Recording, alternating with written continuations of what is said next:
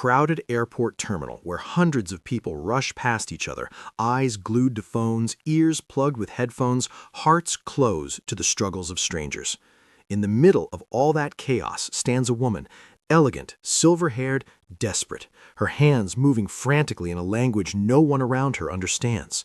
She's invisible, ignored, a ghost in expensive clothing drowning in a sea of indifference. But one man stops. One widowed father with a 7-year-old daughter notices what everyone else refuses to see, and in that single moment of recognition, two broken hearts discover something neither expected to find in the sterile corridors of Denver International Airport. Proof that the most valuable currency in the world isn't money, it's the simple act of being seen. This is a story about loss, legacy, and the extraordinary power of reaching across silence to touch another human soul. The fluorescent lights of Denver International Airport cut harsh shadows across Gate B-17. It was late October, that in-between time when autumn had painted the Colorado mountains in gold and crimson, but inside the terminal, everything remained the same sterile white it always was. Tuesday afternoon, the travel lull between business trips and weekend getaways. Just enough people to create constant motion, constant noise, constant distraction. Malcolm Rivera stood near the charging station, his phone plugged in and climbing slowly from 12% to 15%. One hand gripped his boarding pass to Phoenix, the other rested gently on his 7-year-old daughter's shoulder. A habit he developed in crowded places, a way of keeping her close without restricting her entirely. Indy sat cross-legged on the industrial carpet, completely absorbed in her tablet, headphones covering her ears. She was watching something animated, her face occasionally lighting up with silent laughter. Malcolm smiled despite the heaviness in his chest. They'd just spent 4 days in Boulder with his late wife's parents, and the visit had left him feeling exactly like it always did, hollowed out and full at the same time. Grief worked like that. 2 years later, and it still caught him by surprise, still knocked the air from his lungs when he least expected it. He was checking his phone for the 3rd time, confirming their gate hadn't changed when movement caught his eye. 15 feet away, near the check-in desk, an elderly woman stood with her hands raised, moving in quick, desperate gestures.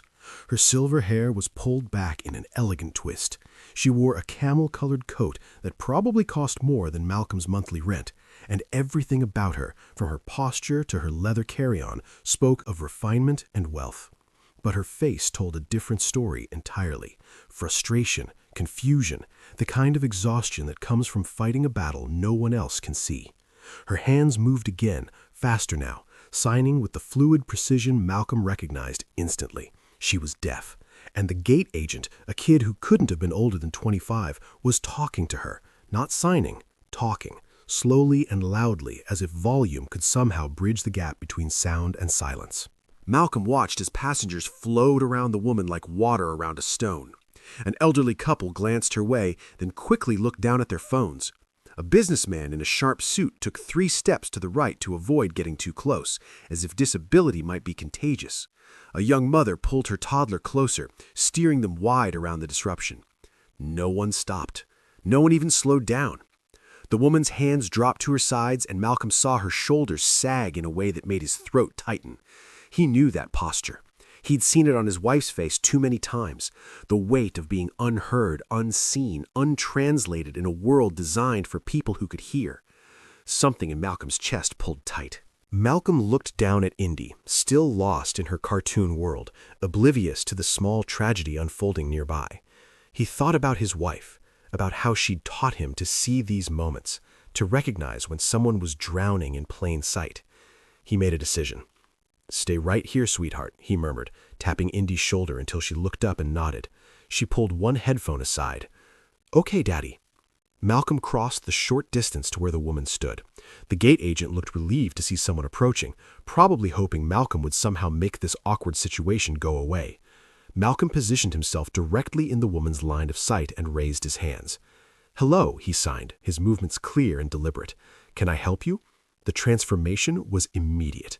The woman's eyes, which had been dulled by frustration and resignation, suddenly sparked with something Malcolm could only describe as relief mixed with joy.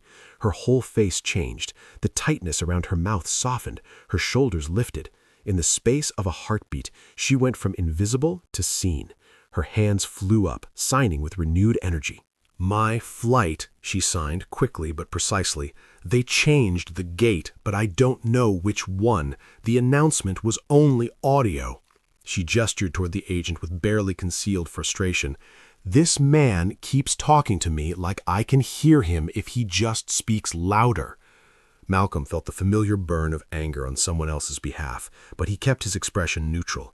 He turned to the gate agent who was watching the exchange with wide eyes. "She needs to know which gate her flight was moved to," Malcolm said clearly. "Can you check her ticket?" "Oh." The agent looked relieved to have someone translate. "Yeah, absolutely. Let me just—" He reached for the boarding pass the woman still clutched in her hand. She handed it over, and the agent scanned it quickly. "Flight 2847 to Boston got moved to gate C22. Wow, that's pretty far from here, like across the terminal. She should probably hurry. It starts boarding in 20 minutes. 20 minutes. Different concourse. Malcolm knew this airport well enough to know that was cutting it close, especially for someone navigating an unfamiliar place alone. He turned back to the woman and signed the information, including the time constraint and the distance. He watched her face fall slightly as she processed the information. He could see her mind working, calculating whether she could make it, mapping a route through an airport she didn't know. Malcolm made another decision, this one as instinctive as the first. "I'll walk you there," he signed without hesitation. "My flight isn't for another hour. I have time." The woman's eyes widened. Her hands moved quickly. "You don't have to do that." Malcolm smiled, a real smile that reached his eyes. "I know," he signed back, "but I want to. Come on." He gestured for her to follow, then collected Indy, who looked up at the elderly woman with open, curious eyes, the kind of unfiltered interest only children possess. The three of them set off through the terminal, Malcolm carrying his and Indy's small backpack on one shoulder while keeping his other hand free for signing. He'd gotten good at one-handed signing over the years. Necessity had made him fluent in adaptation. As they walked, Malcolm signed introductions. "I'm Malcolm," he told her, his hand movements smooth despite their pace. "This is my daughter, Indy." The woman's face softened even more as she signed back. "Constance Whitfield, thank you for this. Most people—" She didn't finish the sentence. She didn't need to. Malcolm understood perfectly. They navigated through the crowded concourse, weaving between travelers, pulling wheelie bags and families clustered around departure boards. Malcolm noticed more about Constance now that they were walking side by side. Everything about her spoke of wealth. The quality of her coat's fabric, the understated gold watch on her wrist, the leather carry-on that bore the subtle logo of a designer brand Malcolm only recognized from airport window displays. But there was something else too. Something in the way she carried herself suggested she was used to being in control, used to commanding attention and respect. This vulnerability, this dependence on a stranger's kindness, it didn't sit naturally on her shoulders. They reached the train platform just as the automated doors were closing. Malcolm put his arm out to stop them, and the three of them slipped inside. The train car was moderately full, and they found space near the middle, holding onto the overhead rails as the train lurched into motion. The noise of the train made conversation impossible for most passengers, but for Malcolm and Constance, it changed nothing. Silence was their medium. Their hands continued the conversation without interruption. "You sign very well," Constance observed, her movements elegant even while holding the rail with one hand. "Where did you learn?" Malcolm felt his throat tighten the way it always did when he answered this question. Some grief never quite scabbed over. Some wounds stayed tender no matter how much time passed. "My wife," he signed, using his free hand while his other gripped the rail. "She was deaf, born that way. She passed away 2 years ago. Pulmonary embolism. Very sudden. We didn't even know anything was wrong until—" He stopped himself. Constance didn't need all the details. "It was very sudden," he repeated. Constance's hand flew to her chest, her face crumpling with genuine sympathy. "I'm so sorry," she signed. "That's too young, too sudden." "Yes," Malcolm agreed simply, because what else was there to say? Death didn't care about fair. It didn't care about timing or age or how many people still needed you. "Indy was 5 when it happened," Malcolm continued. "She's bilingual, signs as fluently as she speaks. Her mother made sure of that. The train began to slow, approaching the next concourse. Constance looked down at Indy, who was holding Malcolm's hand and watching the tunnel walls blur past through the window. When the train stopped and the doors opened, they stepped out onto Concourse C. Constance knelt down, bringing herself to Indy's eye level. The little girl looked at her curiously, then pulled her headphones down around her neck. Constance's hands moved gently, her signing slowing to accommodate a child's reading pace. "Your daddy tells me you can sign, is that true?" Indy's whole face lit up like sunrise. Her hands moved with the unself-conscious grace of someone who'd never known signing as anything other than normal, natural, beautiful. "Yes," she signed enthusiastically. "Mama taught me. She said it's my superpower, that I can talk in 2 languages and switch between them like a superhero changes costumes." Constance's eyes glistened with tears she was clearly fighting to hold back. She signed slowly. "Your mama was very smart and very right. You do have a superpower." Malcolm felt something crack open in his chest. Grief and pride and gratitude all tangled together in a knot he couldn't untie. They reached gate C22 with 15 minutes to spare. The boarding area was less crowded than gate B17 had been, and they found 3 seats together near the window. Constance settled her bag by her feet, then pulled out her phone. She typed for a long moment, her manicured fingers moving quickly across the screen. Then she turned it to show Malcolm. The text read, "I want to explain something. I don't usually have trouble like this when I travel. My son, he used to handle everything. He hired attendants, arranged special services, made sure I never had to struggle to communicate. He coordinated everything so I never had to feel helpless or ignored. But he died 8 months ago. Heart attack. He was only 46 years old. I'm still learning how to navigate the world without him running interference." Malcolm felt his heart crack wider. He understood loss, understood it intimately, but he couldn't imagine losing a child. The wrongness of it, the violation of the natural order. Parents weren't supposed to bury their children. He took the phone gently and typed back, "I'm so sorry. I can't imagine that kind of loss. How are you holding up?" Constance took the phone and typed for much longer this time. When she handed it back, Malcolm had to read the message twice. "My son was Andrew Whitfield.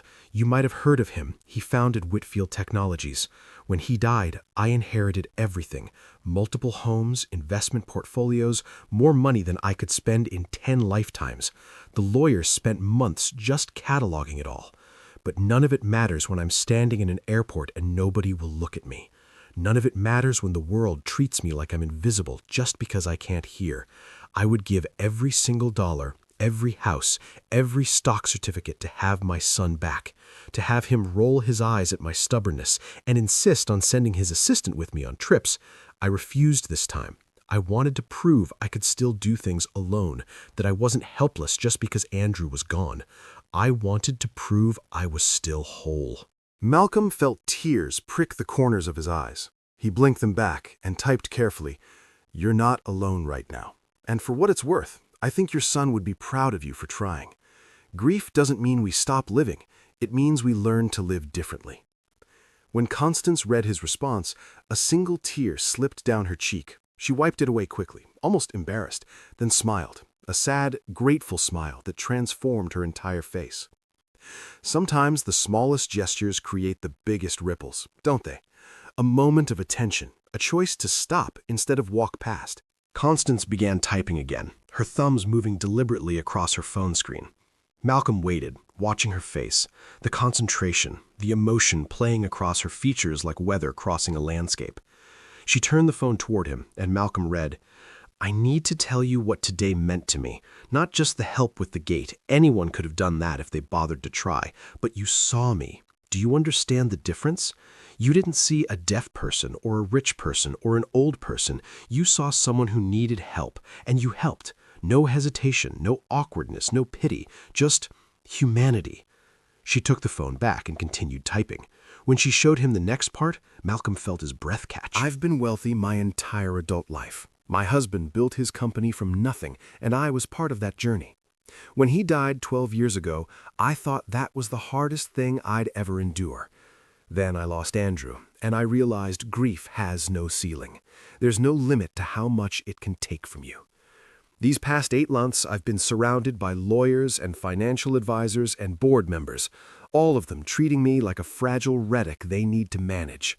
They speak slowly. They repeat themselves. They make decisions without consulting me because they assume I can't understand complexity without my son to translate it. I'm deaf, not incompetent. But try explaining that to people who've already decided what you're capable of. Malcolm took the phone and typed, "My wife dealt with that every single day. People assuming her deafness meant she was less intelligent, less capable, less everything. She had 2 master's degrees and worked as a data analyst, but people would talk to her like she was a child. It made her so angry and so tired." Constance nodded vigorously when she read that, then took the phone back. Her next message was longer. Yes, exactly that. The exhaustion of constantly proving yourself, constantly fighting to be seen as a whole person. Your wife understood. You understand because you loved her, because you paid attention. Most people don't. Most people take the easy route. They make assumptions and move on. But you stopped. You used your hands to speak my language. You walked across this airport to help someone you'd never met and would probably never see again. Do you know how rare that is? Malcolm looked up from the phone to find Constance watching him with an intensity that made him shift in his seat. Indy had climbed into the chair next to him and was coloring in a book she'd pulled from her backpack, humming softly to herself. He typed, "I don't think it's rare. I think people want to help. They just don't know how. Or they're afraid of doing it wrong, so they do nothing instead." Constance read it, and a small, sad smile crossed her face. She typed, "Maybe you're right. Maybe it's fear, not cruelty. But the result is the same. People like me become invisible. We stand in crowded rooms full of people and feel completely alone." She paused, then added, "Thank you for making me feel seen today." Before Malcolm could respond, Constance stood and reached into her expensive leather purse. She pulled out a business card, heavy cardstock with elegant embossing, and pressed it into Malcolm's hand. Then she sat back down and began typing again. When she showed him the screen, Malcolm's eyes widened. "This is my personal contact information. I want to do something for you and Indy. Not because I'm rich and you're not. Please don't think that. But because I have resources and connections, and I want to use them to help someone who helped me. My son left behind a foundation, the Andrew Whitfield Memorial Foundation. It funds scholarships for deaf children and children of deaf parents. Indy qualifies on multiple counts. There's also a summer program at a camp in Vermont, a place where everyone signs, where Indy would never have to be a translator or a bridge, where she could just be a kid in a community that speaks both her languages. Please, let me help you the way you helped me today." Malcolm stared at the business card, then at the phone, then at Constance's face. His first instinct was to refuse. He didn't help people expecting anything in return. He'd stopped because it was the right thing to do, because his wife would have wanted him to, because he'd raised Indy to believe that kindness wasn't transactional. But then he looked at his daughter, bent over her coloring book, her tongue poking out slightly in concentration. He thought about how hard he'd worked to keep sign language alive in their home after his wife died, how he practiced with Indy every night, how he joined deaf community events even though he felt like an outsider, how he'd fought to keep that connection to her mother vibrant and real. He thought about his wife's biggest fear, that Indy would forget, that sign language would become something dusty and archived, associated only with loss and absence. A summer camp where everyone signed, where Indy wouldn't be different or special, just normal, where she could be surrounded by people who spoke her mother's language fluently, who could tell her it was beautiful and valuable and worth preserving. Malcolm's eyes stung. He blinked hard and typed, "Are you sure?" Constance didn't hesitate. She took the phone and typed in all capitals, "Absolutely sure." It would honor Andrew's memory. He started that foundation because he saw how the world treated me and he wanted to change it. Helping you and Indy, that's exactly what he would have wanted. Malcolm looked at the business card again, running his thumb over the raised letters. Then he looked up at Constance and nodded. "Okay," he signed, then typed for emphasis, "Okay, thank you. This means more than I can express."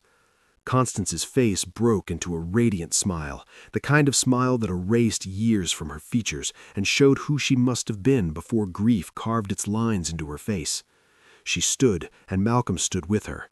She pulled him into a tight hug, and Malcolm hugged her back, feeling the frailness of her bones beneath the expensive coat, the strength of her grip despite her age. When she pulled back, she knelt down to Indy's level. Indy set down her crayon and looked up with bright, curious eyes. Constance signed slowly and clearly. "You take care of your daddy. He's a very good man, and your mama chose well." Indy signed back, "I know. Daddy misses her. I miss her too." Constance's eyes filled with tears, but she smiled through them. "That's okay. Missing people means we loved them. That's a good thing to feel." Indy nodded solemnly, then surprised them both by leaning forward and hugging Constance tightly. The elderly woman closed her eyes and held the little girl close, and Malcolm had to look away because his own vision was blurring. The digital board above the gate flashed with the boarding announcement. Constance pulled back from Indy and stood, gathering her things. She looked at Malcolm one last time and signed, "The world needs more people who stop, who see, who help. Thank you for being one of them." Then she joined the line of passengers boarding the plane. Malcolm and Indy stood at the window and watched until Constance disappeared down the jetway. Only then did Malcolm realize he'd been holding his breath. Malcolm and Indy made their way back through the terminal, retracing their steps across Concourse C, down to the train platform, through the tunnel back to Concourse B. But the journey felt different now, lighter somehow, despite the weight of the business card in Malcolm's pocket. They found seats near their gate with 40 minutes still to spare. Malcolm bought Indy a pretzel from a nearby kiosk, and they sat together, sharing it piece by piece. Indy pulled her headphones back down and looked up at her father with those impossibly wise eyes that sometimes made Malcolm forget she was only 7. "Daddy," she said quietly. "Yeah, baby?" "That lady seemed really sad." Malcolm's chest tightened. "She was, sweetheart. She lost someone very important to her." "Like we lost Mama?" "Yes," Malcolm said softly. "Exactly like that." Indy was quiet for a moment, chewing thoughtfully on her pretzel. Then, "But we helped her feel less sad, right? Because we could talk to her the way Mama talked. We reminded her that people still see her even when she can't hear them." Malcolm had to close his eyes. Out of the mouths of children came wisdom that could level you if you weren't careful. "Yes, sweetheart. I think we did help her feel less sad." "Good," said Indy with the simple certainty of childhood. "Mama would have liked that. She always said her hands were a gift, not something broken. She said deaf people weren't less than hearing people, just different, and different is good." Malcolm couldn't speak. He pulled Indy close and hugged her tight, breathing in the strawberry scent of her shampoo, feeling the steady thump of her heart against his chest, thanking a universe he didn't quite believe in anymore for giving him this perfect, compassionate, brilliant little human. "Your mama was right about that," he finally whispered into her hair. "She was right about so many things."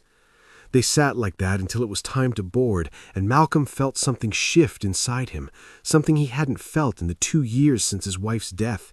Not quite hope, not quite peace, but something adjacent to both, something that felt like maybe, just maybe, they were going to be okay.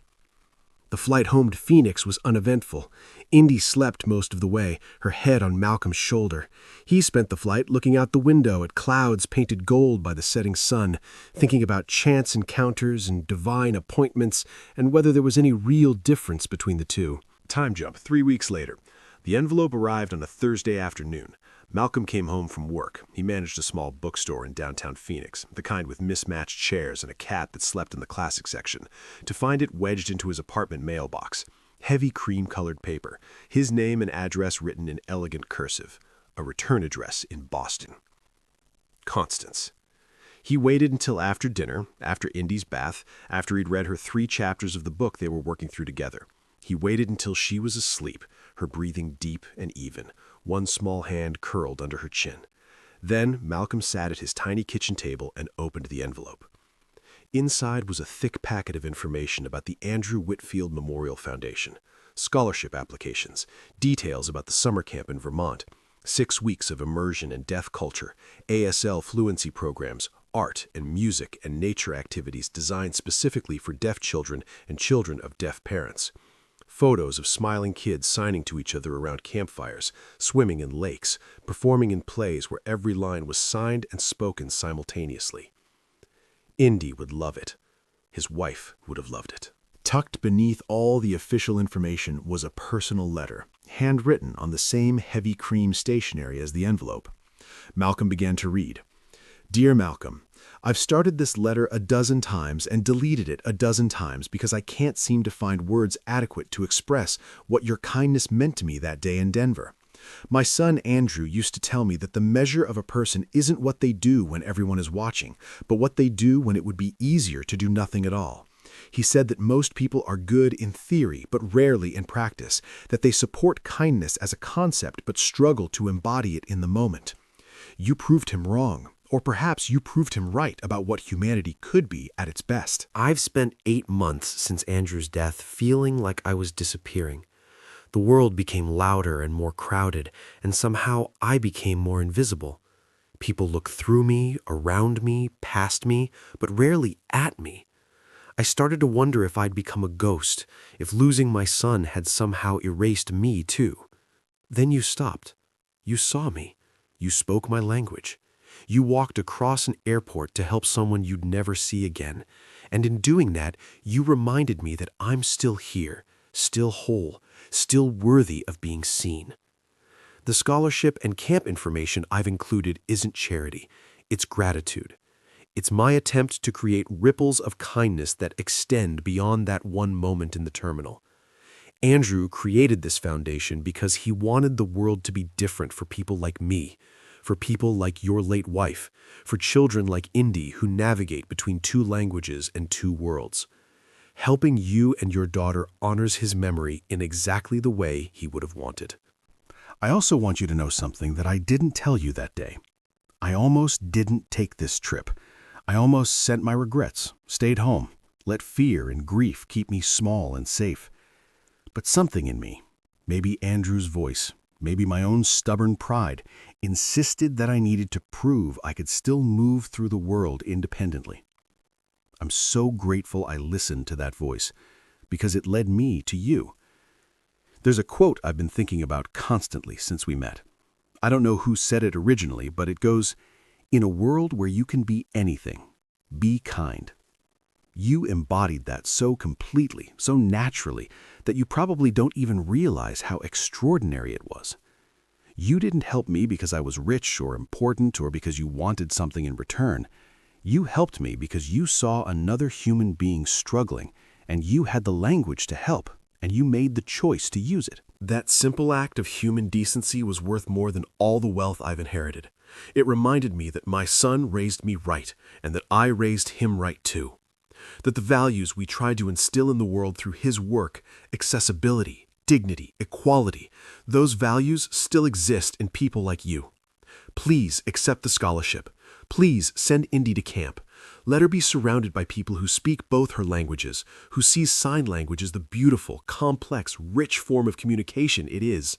Let her know that her mother's language didn't die when her mother did, that it lives on in her hands, in your hands, in communities of people who refuse to let silence be mistaken for emptiness.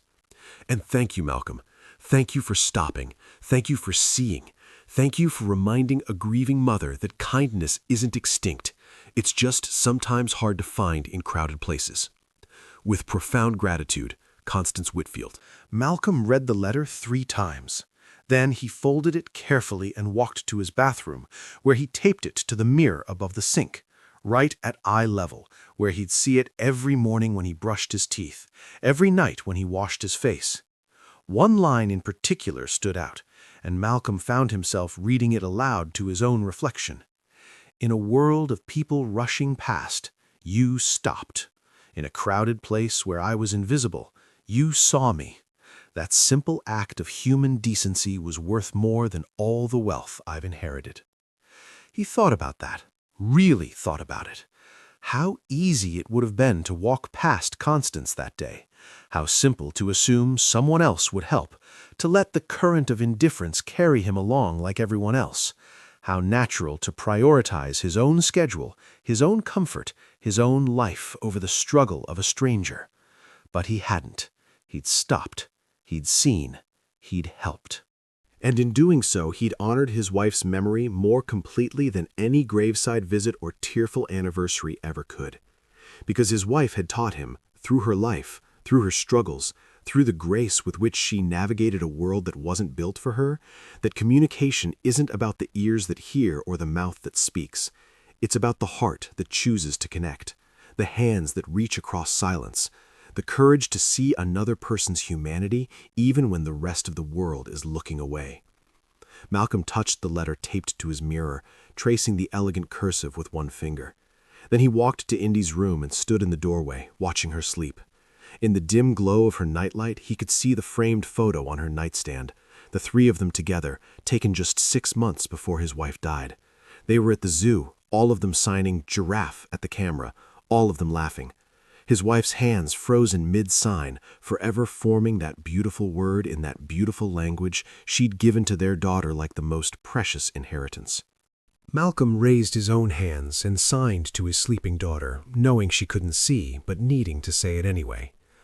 I'm going to make sure you never forget Mama's language. I'm going to make sure you always know it's beautiful. I'm going to send you to that camp, and you're going to be surrounded by people who think your superpower is amazing. Because it is. Because you are. Because your mama was. He stood there for a long moment, hands still raised, feeling more connected to his late wife than he had in months. Malcolm never told anyone the full story of what happened that day in Denver International Airport. When the scholarship came through, a full ride to a prestigious program for children of deaf parents, he mentioned it to family and friends, but he didn't explain about Constance, about the gate change, about the 20-minute walk across the terminal. Some stories were too precious to share widely. Some moments were meant to be held close, examined privately, cherished in the quiet spaces of the heart. But every time he signed with Indy, every morning when they signed Good Morning at breakfast, every night when they signed I Love You before bed, he thought about Constance. He thought about how easy it would have been to walk past, to assume someone else would help, to let the river of indifference carry him along. And he was grateful, so profoundly grateful, that he'd chosen differently. That summer, he put Indy on a plane to Vermont. She spent 6 weeks at the camp, and when she came home, she was different. Not in a bad way, in a way that said she'd found her people, her community, her tribe. She came home with stories about deaf counselors and hearing counselors working side by side, about campfire songs signed under the stars, about plays performed entirely in ASL, about feeling for the first time in her young life like she didn't have to choose between her mother's language and the hearing world. She came home, whole. Malcolm framed one of the camp photos, Indy surrounded by a dozen other kids, all of them signing family at the camera, all of them grinning like they'd discovered something precious. He put it next to the zoo photo on her nightstand. 2 languages, 2 worlds, one beautiful, brave little girl navigating between them with the grace her mother had taught her and the courage she was learning for herself. Years later, when Indy was older and asked about the camp, about how he'd afforded it, Malcolm told her the story. He told her about the elegant woman at the airport, about the gate change and the 20-minute walk, and the letter that arrived 3 weeks later. She said, I saw her when everyone else was looking away, Malcolm said. But the truth is, your mama taught me to see. She taught me that silence isn't emptiness, that different isn't less, that the most important conversations happen in the spaces between words. Indy smiled, a smile that looked exactly like her mother's. Mama would have been proud of you, Daddy. Yeah, Malcolm agreed, his throat tight. I think she would have been proud of both of us. Because in the end, that's what his wife had taught him, that communication isn't about the ears that hear or the mouth that speaks. It's about the heart that chooses to connect, the hands that reach across silence, and the courage to see another person's humanity, even when the rest of the world is looking away. It's about the choice to stop when everyone else keeps walking, the choice to see when everyone else looks past, the choice to help when everyone else assumes someone else will. And in those choices, small and simple and easily overlooked, lives the kind of kindness that changes everything. So let me ask you, what's one moment when someone saw you when you felt invisible? Or when have you been the person who stopped? Share your story in the comments below. I read every single one, and so does this incredible community we're building here. And if you believe in the power of small acts of kindness, if you believe that one person can make a difference, hit that like button and share this story with someone who needs to hear it today. Because the world doesn't change through grand gestures. It changes through moments like Malcolm's, through the choice to stop, to see, to reach out our hands and speak the language of compassion that transcends all barriers. Subscribe if you haven't already. Join us every week as we explore more stories that remind us what it means to be truly human. Until next time, remember, in a crowded world full of people rushing past, choose to be the one who stops. Choose to be the one who you see.